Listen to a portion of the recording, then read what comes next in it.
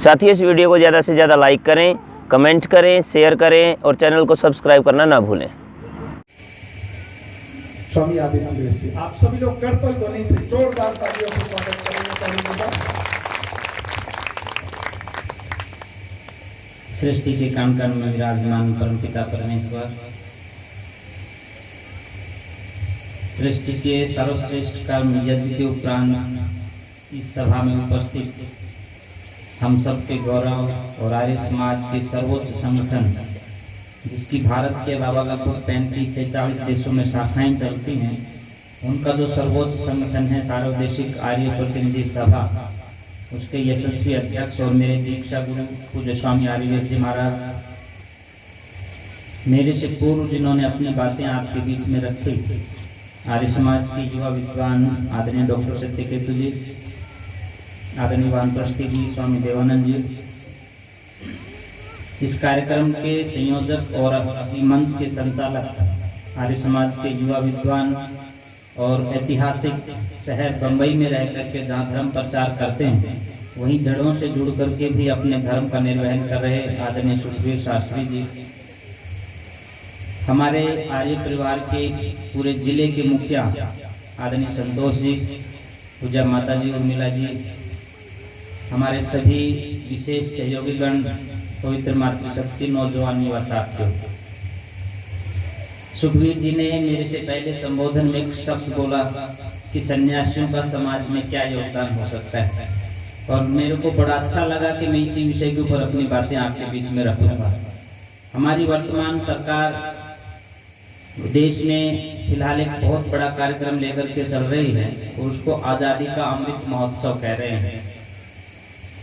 75 वर्ष देश की आज़ादी को हुए हैं और हम लोग उसके ऊपर कई प्रकार की बातों को लेकर के भ्रमित हो जाते हैं, लेकिन हमें याद करना चाहिए उन बातों को, चाहे हमारे पूर्वजों से रिलेटेड हो, चाहे हमारे ऋषि मुनियों से जुड़ी हुई हो, उनको याद जरूर रखना चाहिए और इसलिए भी वो बार बार याद दिलवानी चाहिए लोगों को, कहीं लोग उनको भूल न जाएं। मैं यदि आपको आज से 250 पौने 300 साल पीछे लेकर के चलूं, आपको ये तो याद होगा कि 1947 में देश आजाद हुआ, आपको ये भी याद होगा कि 1857 में क्रांति की शुरुआत हुई। यदि मैं आपसे ये पूछना लगूं क्या 1757 में भी कोई क्रांति हुई थी, तो शायद ही आप में से उन पन्नों को उलट करके ये बताने में सक्षम हो पाए कोई व्यक्ति कि उस समय भी बहुत बड़ा आंदोलन हुआ था। कितने वर्ष बीते हैं, मुश्किल से 250 पौने 300 वर्ष, और हम लोग उन बातों को भूल गए। मैं सन्यासियों के ऊपर बात करने के लिए चला था। जैसे जैसे देश में आक्रांताओं ने अपने आक्रमणों के माध्यम से इस देश को त्राही त्राही करने के लिए मजबूर कर दिया, उस समय इस देश में सन्यासी क्रांति होती है। सन्यासी अपने मठ मंदिरों से निकल करके पहले आक्रांताओं, जो मुस्लिम आक्रांताओं ने इस देश के ऊपर आक्रमण किया, अपना आधिपत्य स्थापित किया, उनको परास्त करने के लिए उनके खिलाफ योजनाएं बना करके हमारे सन्यासी निकले। और उन सन्यासियों की एक सबसे बड़ी जो पहचान थी वो ये थी कि उनके हाथ में भगवा ध्वज होता था और उसको लेकर के वो निकलते थे। उस समय के जो राजा होते थे या जिस तरह के उस समय के जो प्रशासक होते थे, और खास करके इस्लाम को मानने वाले लोग को उनसे बहुत चिढ़ते थे और उनको जहां पर भी दिखते थे उनको यातनाएं और ताड़नाएं दिया करते थे। इसलिए उन्होंने अपने मार्ग को बदला, जल मार्ग और जंगलों के मार्ग के माध्यम से वो लोगों के बीच में गए और लोगों में जागृति पैदा करने का काम किया। ये सिलसिला जैसे जैसे चलता है, आपको याद होगा 1757 में प्लासी का युद्ध हुआ। प्लासी के युद्ध में आपको ये भी जानकारी होगी कि वहाँ अंग्रेज जीता, और अंग्रेजों के जीतने के बाद उनका हौसला इतना बढ़ा कि वो बंगाल, उड़ीसा और बिहार की साइड से देश में उन्होंने एंट्री करनी शुरू कर दी और अपना आधिपत्य शुरू कर दिया। इसके बाद जैसे ही ये हमला इधर तेज हुआ, अंग्रेज मोटिवेट हुआ, अंदर से उनका आत्मविश्वास बढ़ा और उन्होंने बहुत थोड़े से लोगों के माध्यम से हमारी क्षेत्र पर कब्जा करके वहां पर अपना कार्य प्रारंभ किया। लेकिन जैसा मैंने पहले कहा कि सन्यासियों की क्रांति वहां जीवित थी, उसमें भी वहां कुछ सन्यासियों ने उनके खिलाफ विद्रोह किया और उससे कहीं न कहीं घबरा करके या पूर्व आशंका के वशीभूत होकर के अंग्रेजों ने बहुत सख्ती से कुछ कानून लागू कर दिए कि किसी प्रकार का इस ध्वज को लिए हुए व्यक्ति या कोई भी सन्यासी समाज में जाकर के किसी शस्त्र और शास्त्र की बात नहीं करेगा।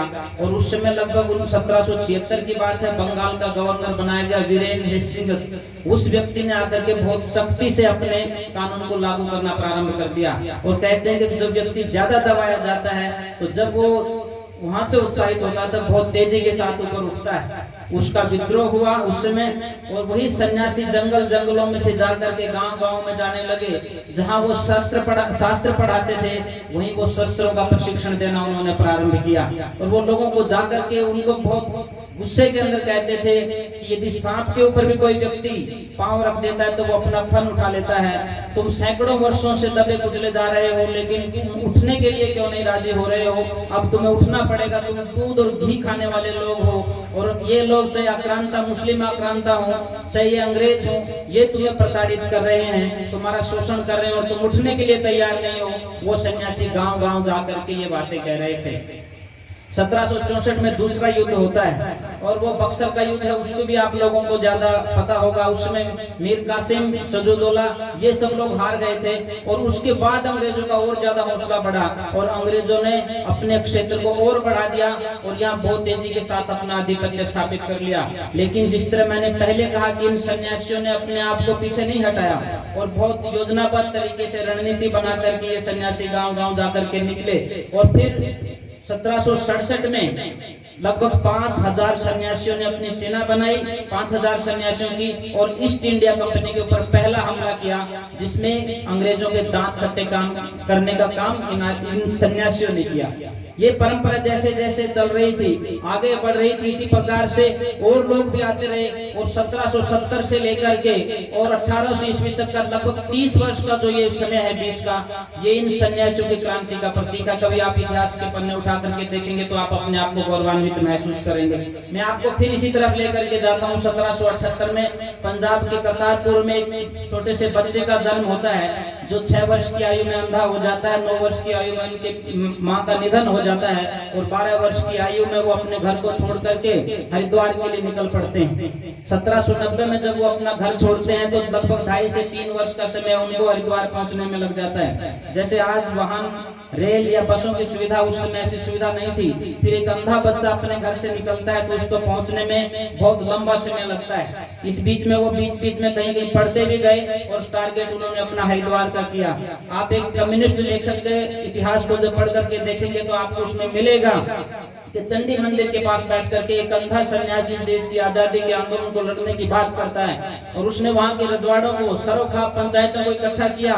वहाँ चाहे ताते टोपे की बात हो, नाना फडणवीस की बात हो, चाहे रानी लक्ष्मीबाई की बात हो, उनको इकट्ठा किया और देश की आजादी के आंदोलन को आगे बढ़ाने का काम किया। ये इतिहास के पन्नों पर लिखा हुआ है। ये व्यक्ति यही नहीं रुका। इनके गुरु जो स्वामी पूर्णानंद जी थे, उस समय हरियाणा और पंजाब एक होते थे, तो वो हरियाणा से आते थे। उन्होंने भी, क्योंकि उस समय सन्यासी क्रांति लोगों के जहन में रहती थी, धर्म के साथ साथ अपने देश को आजाद करवाने का बीड़ा उन लोगों ने उठाया था, तो गुरु परंपरा से वही विचार उनके मध्य, उनके दिल में भी बैठ गए। और जब महर्षि दयानंद सरस्वती गुरु विद्यानंद जी के पास जाते हैं, जैसा मैंने परसों भी एक बात कही थी कि गुरु दक्षिणा के समय वो उनसे कुछ नहीं मांगते, लोग नहीं मांगते। वो कहते हैं कि आपका जीवन चाहिए, और जीवन चाहिए वेदों के प्रचार के लिए और इस देश को आजाद करवाने के लिए। तो महर्षि दयानंद एक शब्द नहीं बोलते गुरु को ये कह करके कि आपकी आज्ञाओं का पालन होगा, और महर्षि दयानंद जीवन पर्यंत लोगों से लड़ते रहे, किसी से घबराए नहीं। और याद हो गया आपको इतिहास के वो पन्ने उलट करके कभी देखेंगे, जब महारानी विक्टोरिया का नाम लेकर के लोगों ने कहा यदि आप इस तरह से अंग्रेजों के खिलाफ बोलोगे, उनके बारे में ऐसी बातें करोगे, तो महारानी विक्टोरिया आपको बंदी बना लेगी। तब महर्षि दयानंद सरस्वती कहते हैं, मेरी उंगलियों को मोमबत्ती बना करके जलाओगे, या मुझे तोप के मुंह के सामने बांध करके भी मुझे गोले से उड़ा भी दोगे, मेरे शरीर के चिथड़े भी उड़ जाएंगे, तो भी मैं कभी सत्य से अडिग नहीं होऊंगा, और मैं इस देश के उपकार की बात करता रहूंगा, देश की आजादी की बात करता रहूंगा। वही स्वामी दयानंद से प्रेरित होकर के कितने ही लोगों ने जो है प्रेरणा लेकर के अपने आप को देश की आजादी के आंदोलन में आहूत किया। मैं अन्य लोगों की तरफ न जाते हुए वापिस सन्यासियों की परंपरा परंपरा में आता हूँ, उन्हीं से प्रेरणा लेकर के स्वामी श्रद्धानंद जी का आपने नाम सुना होगा। वर्तमान कांग्रेस में और पहले के कांग्रेस में रात दिन का अंतर है। कुछ लोग आज की कांग्रेस की तुलना पुरानी कांग्रेस से करके कहीं ना कहीं हमारे नेताओं की आलोचना करते हैं, जो ठीक नहीं है। इसका भी हमको संज्ञान लेना चाहिए और खास करके आर्य समाज के लोगों को संज्ञान लेना चाहिए, क्योंकि आप पुरानी कांग्रेस की आलोचना करेंगे तो कहीं ना कहीं आप महात्मा गांधी की आलोचना करेंगे, कहीं ना कहीं आप स्वामी श्रद्धानंद जी की आलोचना करेंगे, नेताजी सुभाष चंद्र बोस की आलोचना करेंगे और ज्यादा कहूं तो सरदार पटेल जी की भी आप आलोचना करेंगे, क्योंकि इन्हीं लोगों ने अपने खून से चीज करके उस कांग्रेस को खड़ा किया था। वो कांग्रेस नहीं थी, आजादी के आंदोलन का बहुत बड़ा एक रुख था, एक बहुत बड़ा जन आंदोलन था जिसका नाम कांग्रेस था। स्वामी श्रद्धानंद जी एक समय कांग्रेस में इतने सक्रिय थे कि महात्मा गांधी जी जहां रहते थे, महात्मा गांधी से ज्यादा बात स्वामी श्रद्धानंद जी की मानी जाती थी। दिल्ली का दिलवाला स्वामी श्रद्धानंद जी को कहा जाता है। जब संगीने लेकर के अंग्रेज खड़े हुए तो अपने छाती खोल करके खड़े होकर के कहते हैं स्वामी श्रद्धानंद जी कि आपकी गोली चलेगी तो मेरी छाती से होकर के निकलेगी, मेरे किसी भी साथी के ऊपर आपकी गोली नहीं लगेगी। इन सन्यासियों ने आगे बढ़कर इस देश की आजादी के लिए काम किया है। स्वामी श्रद्धानंद जी के बारे में दूसरी बात आप लोगों को मैं याद दिलवाना चाहता हूँ गुरुकुल कांगड़ी की। गुरुकुल कांगड़ी के बारे में यहाँ के जो खबरदार थे या यहाँ के जो सीआईडी के जो लोग थे, जो यहाँ की बातें बताते थे, महारानी विक्टोरिया को उनके पास एक बात पहुंचाई गई कि स्वामी श्रद्धानंद जी गुरुकुल कांगड़ी में बम बनाते हैं।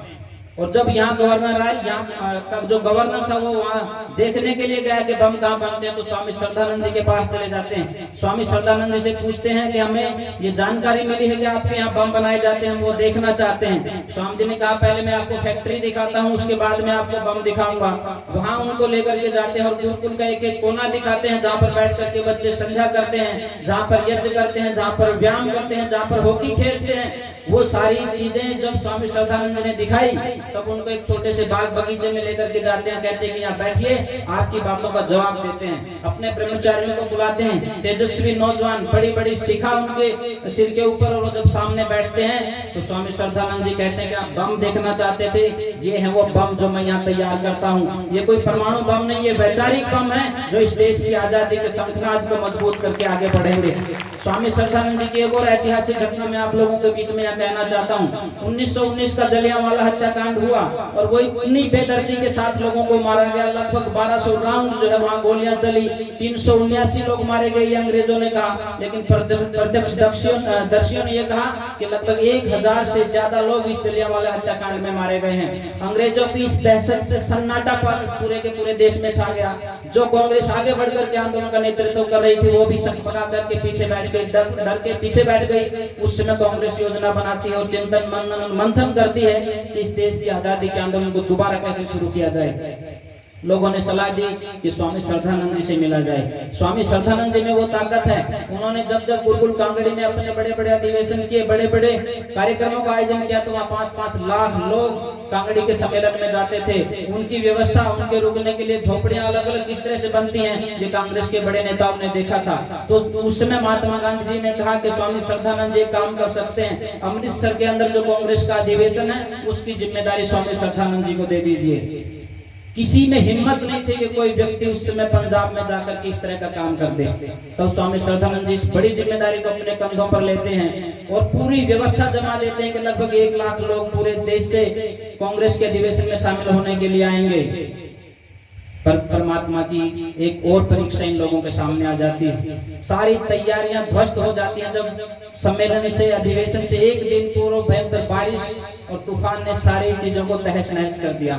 स्वामी श्रद्धानंद जी का कद देखिए, आप उन्होंने आह्वान किया लोगों से कि अमृतसर के लोगों, आपकी परीक्षा का समय है। पूरे देश से जो है कांग्रेस के अधिवेशन में लोग शामिल होने के लिए आ रहे हैं। हमने जो व्यवस्थाएं की थी वो सब तहस नहस हो चुकी हैं, या हम इन व्यवस्थाओं को दोबारा से जोड़ने में सक्षम नहीं हैं। अब आप लोगों को ये काम करना है कि रेलवे स्टेशन पे, बस स्टैंड पर आप लोग पहुंच जाएं और एक एक घर के अंदर 10-10 लोग रुकें और उनको भोजन भी करवाएं और बाद में सम्मेलन और अधिवेशन में लेकर के आए। आपको आश्चर्य होगा ये जान करके कि उस समय अमृतसर के घर में कोई व्यक्ति घर पर नहीं था, सब कहीं न कहीं रेलवे स्टेशन पे, बस स्टैंड पर पहुंच गए और जबरदस्ती छीनने लग गए बैग, आप हमारे घर पर रुकोगे, आप हमारे घर पर रुकोगे। और उस सम्मेलन को, उस अधिवेशन को स्वामी श्रद्धानंद के दम पर अमृतसर के लोगों ने सफल करके दिखाया और दोबारा से इस देश की आजादी का आंदोलन खड़ा हो जाता है। स्वामी श्रद्धानंद जी से प्रेरित होकर के भी बहुत से लोग निकले। मैं आपको थोड़ा सा और पीछे वापस लेकर के चलता हूँ। इसी प्रकार का जब एक कार्यक्रम चल रहा था, स्वामी जी ने कल चर्चा की थी, स्वामी सोमदेव जी बैठे हैं सामने, अपनी बातें रख रहे हैं जीवन निर्माण के लिए। वो कहते हैं कि पीछे एक स्टॉल लगा है, उसके ऊपर एक किताब है सत्यार्थ प्रकाश जो जीवन को बदल देगी। कोने में बैठा हुआ एक नौजवान राम प्रसाद बिस्मिल उस किताब को पढ़ता है, अपना जीवन बदलता है। वही राम प्रसाद बिस्मिल इसी उत्तर प्रदेश की ऐतिहासिक धरती शाहजहांपुर के आर्य समाज मंदिर में वो अपनी जिंदगी को लगाने का निर्णय लेता है। और आप इस बात को ज्यादा गहराई से लेंगे, उस समय बहुत कम मुस्लिम साथी इस आजादी के आंदोलन में दिखाई देते थे, हालांकि थे बहुत से पर बहुत कम दिखाई देते थे। तब राम प्रसाद बिस्मिल की प्रेरणा से अशफाक उल्लाह खान उसी आर्य समाज मंदिर में आकर के आजादी के आंदोलन के शंखनाद के लिए आगे बढ़ता है। और एक समय वो भी आता है जब मुस्लिम लोग आर्य समाज मंदिर को तोड़ने के लिए आते हैं, तो राम प्रसाद बिस्मिल के सामने अशफाक उल्लाह खान खड़ा हो जाता है और उन लोगों को कहता है, यदि तुम मेरे साथी की इबादत की जगह पर हमला करोगे तो मेरी जो गोलियां हैं तुम्हारी छाती को छलनी कर देंगी। ऐसे नौजवान उन्होंने तैयार किए। दुख इस बात का है कि हम लोग भूल जाते हैं उन बातों को जिनकी बदौलत हम आजाद हुए हैं। कोई ये कहने लग जाए कि 1947 में कौन सा युद्ध हुआ था, बिल्कुल कोई युद्ध 1947 में नहीं हुआ था, लेकिन 1857 से लेकर के 1757 तक आप चलिए। ये तो मैंने सिर्फ सन्यासियों की बातें आपको बताई हैं। हमारे इन माताओं बहनों को, कितनी माताओं बहनों ने अपने आप को इस देश की बलिवेदी के ऊपर आहूत किया है, कितने नौजवानों ने अपने आप को आहूत किया है, कितनी माओं ने अपने आंचल में से बेटों को निकाल करके इस देश की वेदी की जलती आग में झोंका है, कितनी ही बहनों ने अपने सिंदूर को मिटा करके अपने नौजवान शोहर को कहिए, पति को कहिए, इस देश की आजादी के लिए दिया है, तब जाकर के आजादी आई है। ये बात मैंने इसलिए कही है कि इन बातों को याद भी रखना है, लोगों के कान में भी डालना है, दिमाग में भी डालना है और दिल में भी बैठाना है, क्योंकि इतना वाहियात बना चला हुआ है। चाहे सोशल मीडिया की बात है, प्रिंट मीडिया की बात है, इलेक्ट्रॉनिक मीडिया की बात है, सब कुछ धो दिया जाएगा आने वाले समय में यदि आप लोग नहीं जागे। तो जिस तरह से हम 1757 की बातों को भूल गए, 1857 की बातों को भूल गए, आने वाले समय में हम 1947 की बातें भूल जाएंगे। और 100 साल के बाद जब बात चलेगी इंटरनेट के ऊपर एक चीज उपस्थित है, पक्ष भी विपक्ष भी, जब वहां पर कोई हमारा नौजवान साथी देखेगा कि देश कब आजाद हुआ, तो वो मजबूर हो जाएंगे देखने पर कि बीच में कोई बयान आया था कि 1947 में देश आजाद नहीं हुआ था। आपको सचेत होना है, सजग होना है, सावधान होना है। हम किसी भी राजनीतिक पार्टी के पीछे लगू ना बने। जैसे मैंने कल कहा था, कोई कांग्रेस में है कांग्रेस में रहे, कोई बीजेपी में है बीजेपी में रहे, बसपा एसपा किसी में भी रहे, हमारे लिए प्राथमिक आर्य समाज होना चाहिए। हमारे लिए ओम का ध्वज सबसे बड़ा होना चाहिए। ऋषि दयानंद हमारे प्रेरणा स्रोत होने चाहिए। कोई ऋषि दयानंद की अस्मत पे, इज्जत पे, मान सम्मान पर आंख उठाएगा तो हम सहन नहीं करेंगे। कोई हमारे पूर्वजों को बदनाम करने का प्रयास करेगा तो हम लोग सहन नहीं करेंगे। ये जज्बात हमें दिलों में जगाने होंगे। यदि हम ऐसा कर पाए तो सब मिलकर के कह सकेंगे, जो बोले सो है, वैदिक धर्म की जय। आपने मुझे सुना, आपका बहुत बहुत धन्यवाद। आदरणीय भाई सुखबीर जी ने, संतोष जी ने, इन्होंने हमें आमंत्रित किया और हमारा इतना ध्यान भी रखा। यहाँ भाई आशीष जी का विशेष धन्यवाद, उन्होंने भोजन इत्यादि की और रिकॉर्डिंग की सारी व्यवस्था संभाली। आप अंग्रेजी दवाओं से परेशान हैं या फिर रोगों से परेशान होकर संसार से उठ जाना चाहते हैं? उठ जाने से पहले नाड़ीवैद्य क्या क्लब आइए और अपने सभी रोगों का आयुर्वेद में सही समाधान पाइए। साथियों, इस वीडियो को ज़्यादा से ज़्यादा लाइक करें, कमेंट करें, शेयर करें और चैनल को सब्सक्राइब करना ना भूलें।